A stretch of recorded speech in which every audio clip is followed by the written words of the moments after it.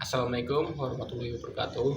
Perkenalkan, nama saya Tejin Saputra dari kelas 4A dengan NIM 23090133. Di sini saya akan menjelaskan atau mempresentasikan hasil kerja tugas saya, yaitu pada tugas data mining. Baik, kita langsung menuju pada jawabannya. Untuk jawaban yang pertama, what is association rules meaning? Association rules meaning adalah teknik dalam data mining yang bertujuan untuk menemukan pola hubungan atau asosiasi antar item dalam sebuah dataset. Dataset ini tuh biasanya bertujuan kayak adanya sebab akibat gitu.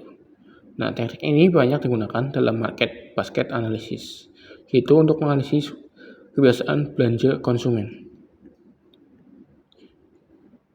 Nah, contoh aturan asosiasinya itu jika seseorang membeli roti dan mentega, maka kemungkinan besar mereka juga akan membeli sebuah susu.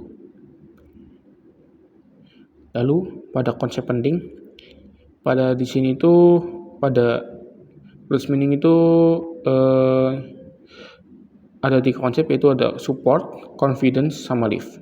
Support itu yaitu seberapa sering item muncul dalam dataset. Jika misal ada 1000 dataset dengan 100 item, maka salah satu dari item itu, misal item A, itu akan sering muncul berapa kali. Misal item A itu akan muncul 10 kali atau lebih ataupun kurang. Itu support. Sementara confident itu adalah sebab besar kemungkinan item Y muncul jika X muncul.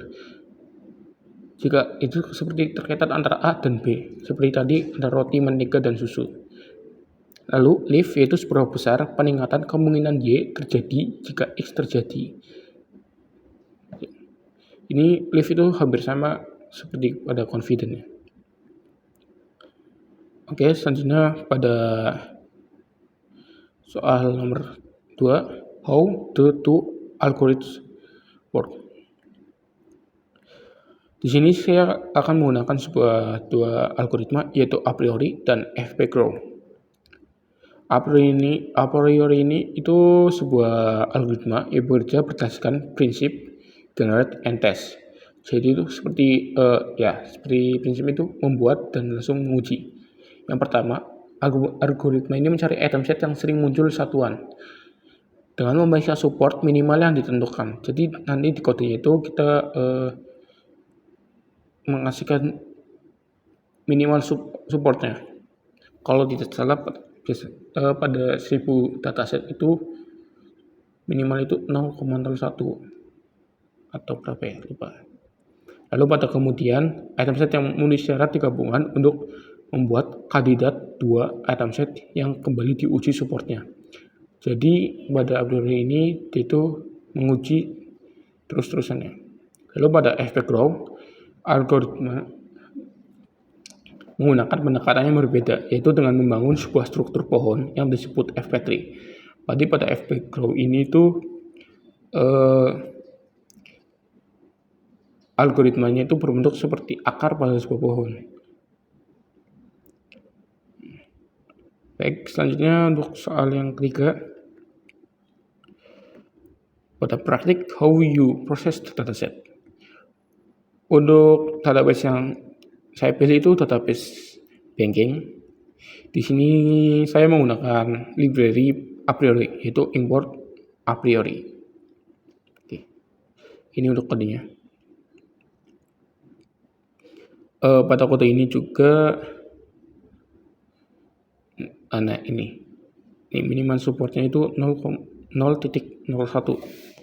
Itu untuk dataset yang bisa disebut banyak. Nah, tadi library itu digunakan pada mencari sebuah item yang berbagi kemunculan menggunakan algoritma. Nah, di sini itu karena saya menggunakan algoritma a priori, maka di sini menggunakan a priori, lalu penampilan data frame transaksi, lalu ada min support dan use call names. Ini untuk lanjutan kodenya. Lalu ini untuk outputnya,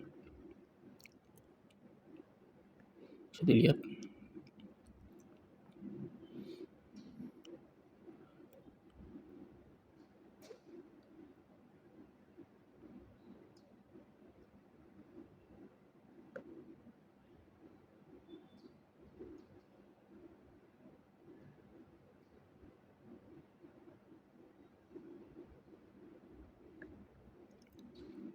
Oke, sekarang untuk kode pada FP Grow.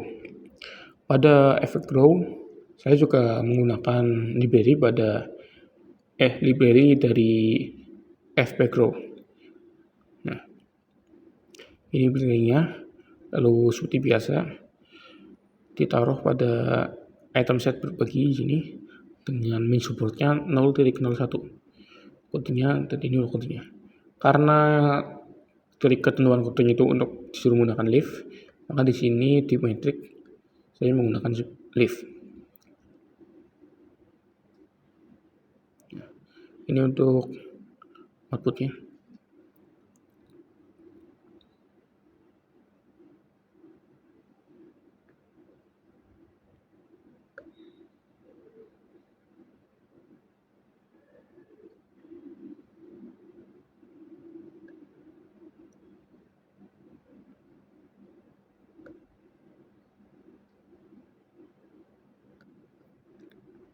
Oke, kurang lebihnya seperti itu penjelasan kode dan jawaban. Jika saya disuruh menyimpulkan antara a priori dan FP Grow, menurut saya jika digunakan untuk dataset yang banyak, maka FP Grow itu sangat baik digunakan daripada a priori. Sementara jika datasetnya itu sedikit, seperti 10, maka a priori itu lebih bagus ya. Ya, karena lebih lebih bagus saja a priori untuk data yang bisa dibilang sedikit. Sementara FP Grow bisa dibilang sedang sampai banyak. Itu cukup bagus. Jika ditanya siapa yang paling cepat, mungkin saya bisa menjawab pada FP Grow. Dia lebih cepat. Namun untuk pada pengaplikasiannya nanti, mungkin jika lebih simpel, maka lebih simpelan a priori. Ya, seperti itu. Kurang lebihnya mohon maaf. Jika ada salah kata, mohon maafkan.